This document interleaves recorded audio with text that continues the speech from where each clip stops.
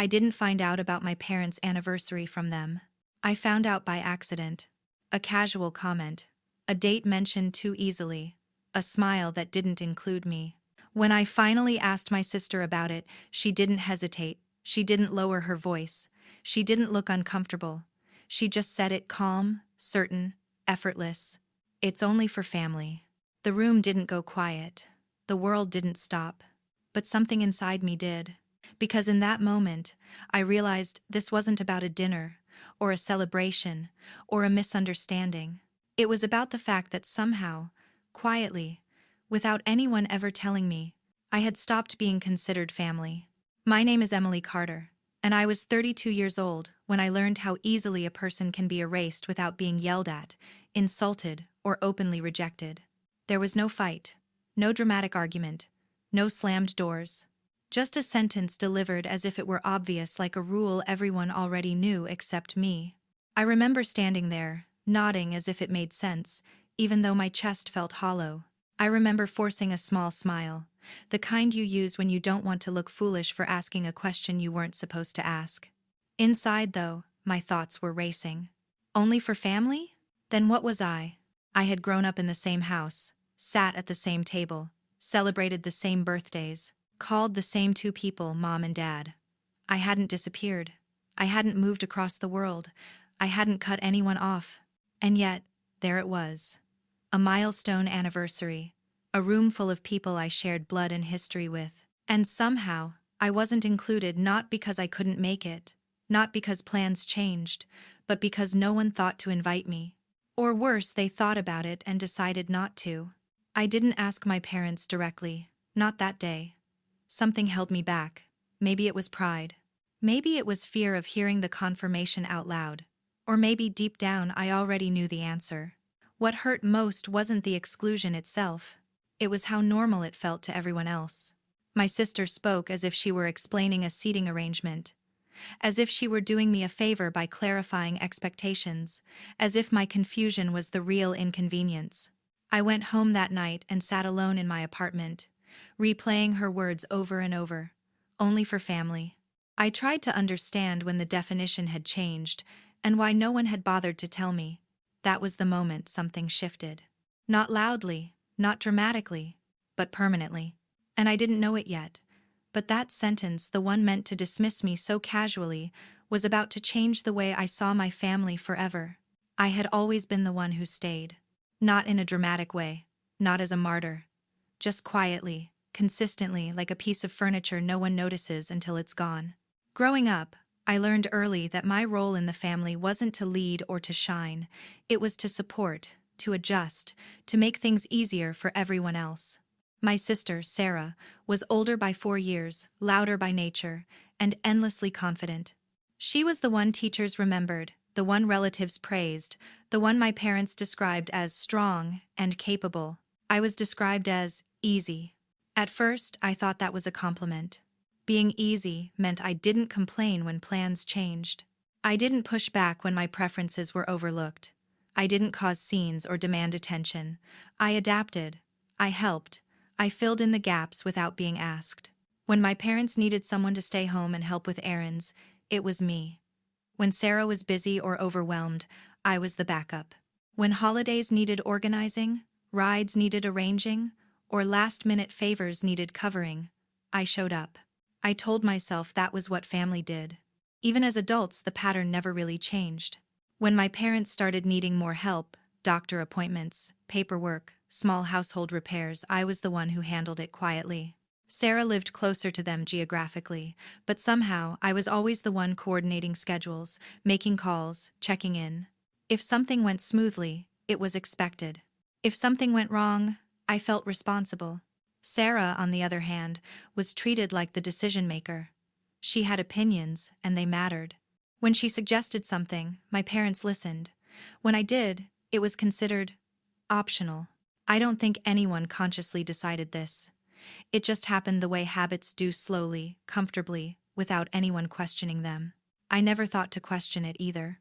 I was in my early 30s, working full-time, paying my own bills, building a life that looked stable from the outside. But when it came to my family, I still slipped easily into that familiar role. The reliable one. The flexible one. The one who didn't need much. And maybe that was my mistake.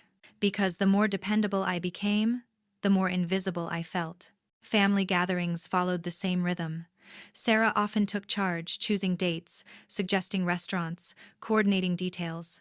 My parents deferred to her, relieved to let someone else handle things. Redikuzens. I would hear about plans after they were already formed. Sometimes I was consulted, sometimes I wasn't. I learned to accept late invitations, vague information, last-minute updates. It was kind of spontaneous, they'd say. I didn't think you'd mind, Sarah would add. And I wouldn't. At least, I wouldn't say I did. I told myself it didn't matter. That I didn't need to be at the center to belong.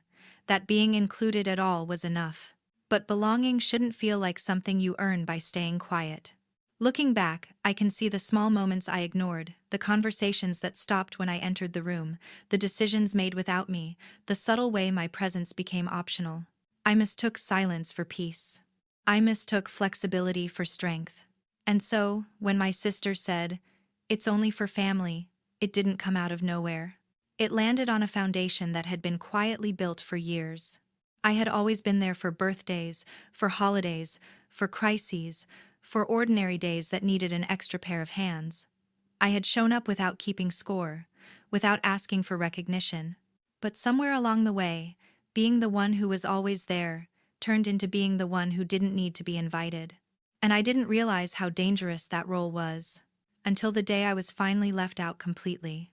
It didn't happen all at once. There was no single moment where I could say, "This is when they stopped including me." It was quieter than that, slower, almost polite. At first, it was small things. Plans mentioned casually, as if I already knew about them. Conversations that assumed I had been part of the discussion when I hadn't. Family decisions that reached me already finalized, wrapped in a tone that suggested there was nothing left to add. "Didn't we tell you?" My sister would ask, genuinely surprised or at least convincingly so. And I would nod. Of course. Maybe I forgot. Maybe I wasn't paying attention. Messages took longer to come back. Sometimes they didn't come back at all. Group chats went silent, then suddenly active again with conclusions instead of questions.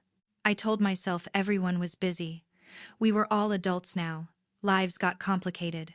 Still, there was a pattern I couldn't quite ignore. I stopped being asked what worked for me. I stopped being consulted before dates were set. Invitations, when they came, felt more like afterthoughts, add-ons, rather than essentials. Once, I found out about a family dinner the night before, through my mother, who mentioned it mid-sentence, like it was obvious. "Oh, Sarah organized something tomorrow," she said. "You're working, right?" It wasn't really a question. Another time, I showed up to a gathering only to realize I was the last to arrive, not because I was late, but because everyone else had coordinated earlier. Inside jokes flew over my head. Stories were half told, already shared. I laughed along, but I felt out of sync, like I'd walked into a movie halfway through. What hurt wasn't the exclusion itself. It was the assumption that I wouldn't mind. No one checked in. No one noticed my hesitation. No one asked why I seemed quieter than usual. It was as if my presence had become optional, my absence inconsequential. I started to question myself. Was I too sensitive? Was I reading into things that weren't there? So, I made excuses for them. Sarah was busy. My parents didn't want to bother me. Maybe they thought I preferred my independence. Maybe I had given off that impression, by never pushing back, never demanding space. I had trained them, in a way. There was one moment, though, that stayed with me. I had texted Sarah about a family plan I'd heard mentioned in passing, just a simple question, nothing confrontational. Her reply came hours later. "Oh, that's already handled." That was it. No details, no follow-up, no "do you want to come?" Already handled. I stared at my phone longer than I'd like to admit, trying to understand what role I still played if everything important was being handled without me. I didn't confront anyone. Not then. Part of me was afraid of being told I was imagining things. Another part was afraid of being told I wasn't. So, I stayed quiet. I kept showing up when invited. I kept helping when asked. I kept pretending the distance wasn't growing. But distance doesn't need an announcement to exist. It shows up in missed messages, in plans you weren't part of, in decisions made without your voice. It settles in slowly, until one day you realize you're standing on the outside, watching people you love move forward without looking back. By the time my parents' anniversary came up, I had already felt myself slipping out of the circle. I just hadn't yet understood how complete that exclusion had become. It didn't happen all at once. There was no single moment where I could say, "This is when they stopped including me." It was quieter than that. Slower. Almost polite. At first, it was small things. Plans mentioned casually, as if I already knew about them. Conversations that assumed I had been part of the discussion when I hadn't. Family decisions that reached me already finalized, wrapped in a tone that suggested there was nothing left to add. "Didn't we tell you?" my sister would ask, genuinely surprised, or at least convincingly so. And I would nod. Of course. Maybe I forgot. Maybe I wasn't paying attention. Messages took longer to come back. Sometimes they didn't come back at all. Group chats went silent, then suddenly active again with conclusions instead of questions. I told myself everyone was busy. We were all adults now. Lives got complicated. Still, there was a pattern I couldn't quite ignore. I stopped being asked what worked for me. I stopped being consulted before dates were set.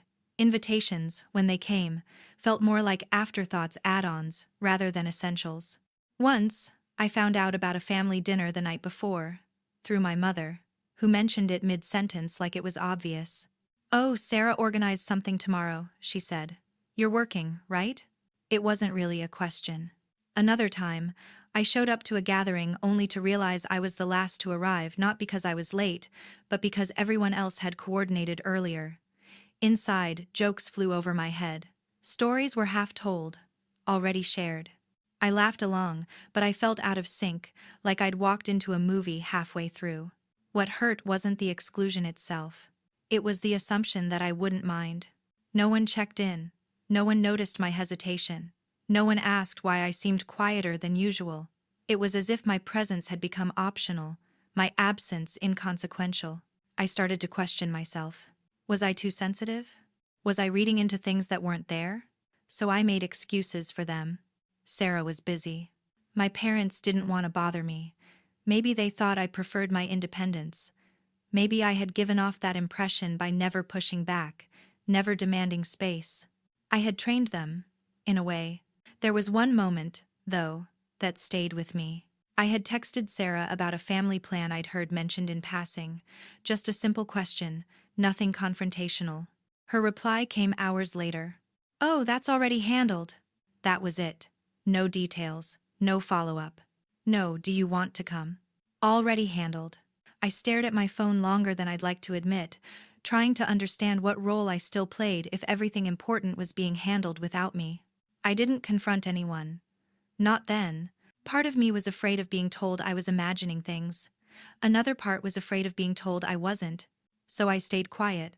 I kept showing up when invited. I kept helping when asked. I kept pretending the distance wasn't growing. But distance doesn't need an announcement to exist. It shows up in missed messages, in plans you weren't part of, in decisions made without your voice. It settles in slowly, until one day you realize you're standing on the outside, watching people you love move forward without looking back. By the time my parents' anniversary came up, I had already felt myself slipping out of the circle. I just hadn't yet understood how complete that exclusion had become. I didn't plan the conversation. I didn't rehearse it in my head or wait for the perfect moment. It happened the way uncomfortable truths usually do, unexpectedly, in the middle of an ordinary exchange, when pretending became more exhausting than speaking. We were alone, just the two of us. No parents nearby, no audience, no reason to soften words for the sake of peace. I asked her calmly. Too calmly, maybe. "So, I heard Mom and Dad are celebrating their anniversary soon." Sarah didn't look up right away. She was scrolling on her phone, nodding absently, already half elsewhere. "Yeah," she said. "We're doing something small." I waited. She didn't add anything. "And?" I prompted, my voice still steady. "When is it?" That's when she finally looked at me. Not surprised, not guilty. Just mildly impatient, like I'd asked something obvious. "It's already planned," she said. "I'm handling it." There it was again. That familiar phrase. Already handled. I swallowed and asked the question I'd been circling for weeks. "Was I invited?" She sighed. Not loudly, just enough to make it clear the conversation had become inconvenient. "Emily," she said, "don't make this a thing." I felt my chest tighten. "I'm not trying to. I just want to know." She hesitated for half a second, long enough for me to notice. Then she said it. "It's only for family." The words landed softly, but they hit hard. I laughed once, quietly. Not because it was funny, but because my body didn't know what else to do with the shock. "What does that mean?" I asked. "I am family." She shifted in her seat, crossed her arms, looked past me. "You know what I mean," she said. "It's not personal." That was when the calm cracked. "If it's not personal," I said, my voice shaking despite my effort, "then explain it to me. Because from where I'm standing, it feels very personal." She rolled her eyes slightly. Not dramatically, just enough to dismiss me. "Why are you overreacting?" she asked. "It's just a dinner. Mom and Dad don't want drama. This is supposed to be simple." Simple. For who? I took a breath. My hands felt cold. "So let me ask you something," I said. "Am I not family?" The room went quiet. She didn't answer right away. She looked at me, then away, then down at her phone again. That silence stretched longer than any argument could have, longer than any insult. In that silence, I heard the answer clearly. She didn't say no, but she didn't say yes either. "That's not what I'm saying," she finally muttered. "You're twisting things." "Then say it," I replied. "Say I'm family." She stood up abruptly, gathering her things. "I don't have time for this," she said. "You're making it uncomfortable." And just like that, the conversation ended. No explanation, no reassurance, no attempt to understand why I was hurt. She walked away, leaving me alone with the question she refused to answer. I didn't cry right then. I didn't yell. I didn't follow her.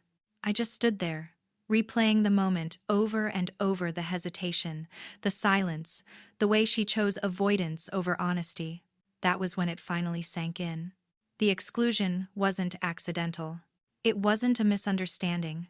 And it wasn't going to be fixed by trying harder or staying quieter. I had asked the most basic question a person can ask of their own family. And the fact that no one could answer it told me everything I needed to know. The day of my parents' anniversary arrived quietly. No phone call, no message, no last-minute invitation slipped in out of guilt or obligation, just silence. I woke up that morning already knowing what the day would bring. Not in detail, but in feeling. There was a heaviness in my chest that coffee couldn't touch, a dull awareness that something important was happening somewhere else without me. I tried to keep the day normal. I went to work, answered emails, smiled when spoken to. On the surface, nothing was wrong. On the inside, I kept checking my phone, not because I expected a message, but because some part of me still hoped to be proven wrong. Around noon, I saw it. A photo posted online. My parents standing side by side, dressed nicely, smiling the way they do when they're surrounded by people who make them feel celebrated.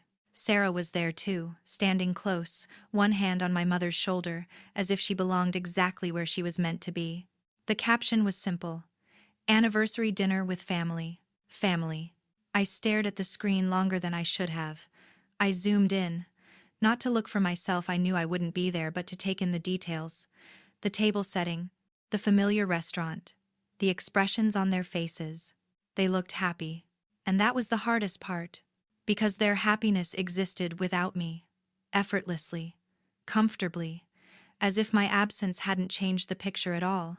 I put my phone down and sat there, letting the reality settle. No more wondering. No more guessing. No more explanations needed. They hadn't forgotten me. They hadn't hesitated. They had chosen. That afternoon, memories kept surfacing uninvited. All the birthdays I had helped organize. The holidays I had rearranged my schedule for. The small sacrifices I had made without ever mentioning them, because that's what love looked like to me. I thought of the countless times I had shown up simply because it mattered to them. And now, when it mattered to me to be seen, to be included, I was nowhere in the frame. That evening, while they were likely clinking glasses and sharing stories, I went home to my quiet apartment. I cooked something simple, ate alone at my small kitchen table. The silence felt louder than usual. I imagined the conversations happening without me, the laughter, the shared memories I was no longer part of. And for the first time, instead of feeling jealous or angry, I felt something else. Clarity. I saw the pattern as it truly was, not as a series of misunderstandings, but as a gradual reshaping of where I stood. I wasn't being pushed out aggressively. I was being eased out gently, in a way that made it easy to deny. But denial didn't change the truth. Being left out didn't hurt because I needed to be at every gathering. It hurt because it revealed how replaceable my presence had become. That night, I didn't cry myself to sleep. I didn't write a long message or draft imaginary confrontations in my head. I just lay there, staring at the ceiling, letting the weight of the day settle into something solid and undeniable. I wasn't on the outside because I hadn't tried hard enough. I was on the outside because I had been placed there. Watching from the outside hurt, but it also stripped away the last illusion I had been holding on to. And once you see the truth that clearly, you can't unsee it. That was the night I stopped waiting to be invited back in. For a while, I thought justice had to look loud. I imagined confrontations, long messages, carefully worded explanations meant to make them finally understand what they had done. I imagined demanding an apology, a correction, an invitation retroactively offered out of guilt. But the more I sat with it, the more I realized something uncomfortable. None of that would give me back my dignity. Revenge would have meant trying to hurt them the way I had been hurt. It would have meant proving a point, winning an argument, forcing recognition from people who had already shown me how little they noticed my absence. And I didn't want that kind of justice. I wanted peace. So I chose the quiet kind. I didn't announce my decision. I didn't make a dramatic exit. I didn't post anything online or confront my parents with ultimatums. I simply stopped offering myself where I wasn't valued. I stopped initiating calls that went unanswered. I stopped rearranging my schedule to fit into plans I hadn't been included in. I stopped explaining myself. At first, it felt unnatural, like breaking a habit my body still wanted to follow. I had spent so many years being the flexible one, the understanding one, the one who stayed no matter how small the space became. Choosing myself felt almost wrong. But slowly, something shifted. Without the constant effort to be seen, I noticed how much energy I had been spending just to maintain my place in their lives, how much of myself I had been shrinking to avoid discomfort, how often I had accepted crumbs and called it connection. Leaving with dignity didn't mean cutting them off completely, it meant stepping back enough to protect my sense of self. I still loved my parents. I still cared about my sister, even if I no longer trusted her to define my place in the family. But love didn't require self-erasure. That was the line I finally learned to draw. There was no moment where they suddenly noticed and apologized, no realization scene where everything was fixed. In fact, for a long time, nothing changed at all. And that, too, was telling. My absence didn't create chaos. It didn't disrupt plans. It didn't demand explanations. Life went on quietly, smoothly, without urgency. And instead of breaking me, that knowledge freed me. Because it confirmed what I had been afraid to admit. I had been giving more than was being asked of me, and receiving far less than I deserved. Justice, I learned, doesn't always come in the form of consequences for others. Sometimes it comes as clarity for yourself. I didn't need them to feel guilty. I didn't need them to understand my pain. I didn't need to be validated by the very people who had dismissed me. Walking away without revenge wasn't weakness. It was restraint. It was choosing not to let bitterness shape the next chapter of my life. I left with my head up, my voice calm, and my boundaries intact. And for the first time in a long time, I felt something I hadn't felt while trying to hold my place in that family. I felt whole. Not because they changed, but because I did. That was my justice. Leaving didn't feel dramatic. There was no final argument, no door slammed behind me, no moment where anyone stopped me and asked me to stay. Life didn't pause to acknowledge my decision. It simply continued. And that, strangely, was the point. In the weeks that followed, I built a quieter life. Not smaller, just calmer. I spent more time with people who didn't require me to explain my worth. I said no without apologizing. I stopped filling silences that weren't mine to fix. Some days, I wondered if they noticed. If my parents ever looked around a table and felt that something or someone was missing. If my sister ever paused before making plans and realized she no longer had me quietly standing behind her, ready to help.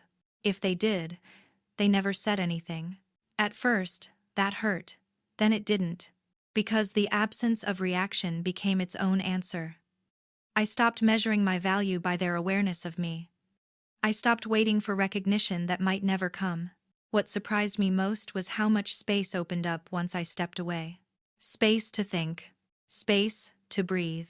Space to remember who I was before I learned to shrink. I wasn't angry anymore. Not really. Anger requires constant engagement, and I had disengaged. What replaced it was something steadier: acceptance, grounded in self-respect. I accepted that some people don't exclude you out of cruelty, but out of convenience, that some families mistake silence for harmony and compliance for love, and that being easy can sometimes cost you more than being difficult ever would. The quiet power of leaving is this: it doesn't demand understanding. It doesn't need agreement. It doesn't wait for permission. It simply removes you from places where your presence is optional and reminds you that your peace is not. I didn't leave to punish anyone. I didn't leave to make a statement. I left because staying had started to feel like a betrayal of myself. And once I understood that, there was no argument left to have. If you're listening to this and something in it feels familiar, if you've ever been told, directly or indirectly, that a space you thought you belonged in was only for family, I want you to hear this. Exclusion is an answer. It may not come wrapped in cruelty. It may come quietly, politely, even gently, but it still tells you where you stand. And you get to decide what to do with that information. You don't have to beg to be included. You don't have to stay where you're tolerated instead of welcomed. You don't have to prove your place by making yourself smaller. Sometimes, the strongest thing you can do is step back and let your absence speak. Not out of bitterness, but out of dignity. I didn't lose my family that day. I found myself. And that quiet power, the power to leave without hatred, to walk away without burning bridges, to choose peace over proximity, that's something no one can ever take from you. So, I'll ask you this, before you go. Have you ever been quietly excluded? And when you realized it, did you stay? If this story resonated with you, share your thoughts in the comments. And if you believe in choosing self-respect over silence, consider subscribing. Sometimes, the stories we don't tell out loud are the ones that matter most.